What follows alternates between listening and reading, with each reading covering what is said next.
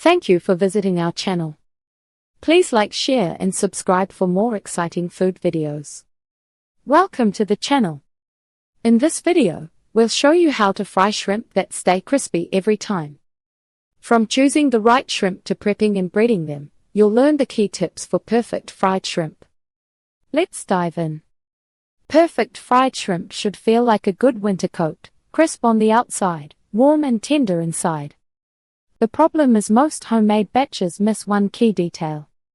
Shrimp are too wet, the oil is too cool, or the coating isn't built to hold on. This guide keeps it simple and repeatable.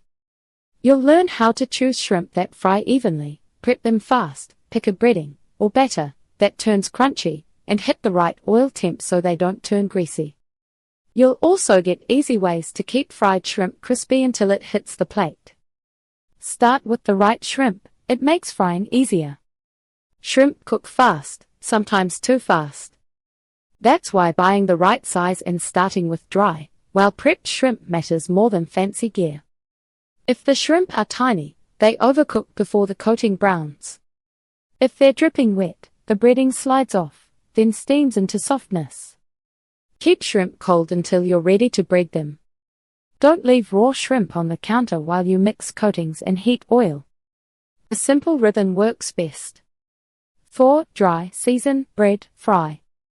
Size, fresh versus frozen, and what to buy at the store. Shrimp sizes are listed as count per pound. The smaller the number, the bigger the shrimp. For frying, medium to large shrimp give you the best timing window. Label, count per pound. What it means: best use 16-20 large shrimp, great for frying, stays juicy. 21-25 medium large, sweet spot for most home frying. 26-30 medium works, cooks very fast. For an all-purpose range, 21-25 is hard to beat. You get a good bite, and the coating has time to brown before the shrimp tighten up. I bought fresh shrimp at the seafood case. A lot of it was frozen, then thawed for display. Frozen shrimp can actually be the safer, better tasting pick because it's often frozen soon after harvest. Look for frozen shrimp that smell clean, not fishy, and don't have heavy ice crystals, a sign of thaw and refreeze. To save time, buy peeled and deveined shrimp. Tail on is optional. Tails look nice and give you a handle for dipping, but tail off is easier for eating and for shrimp po' boys. How to prep shrimp so the coating sticks and the inside stays juicy. Crispy fried shrimp starts with one unglamorous step: get rid of surface moisture. Thaw safely in the fridge overnight in a covered bowl. If you need it fast, seal shrimp in a bag and submerge in cold water, changing the water once or twice. Avoid warm water, it softens the shrimp and raises food safety risks. Once thawed, rinse only if needed, then pat very dry with paper towels. Salt lightly right before breading.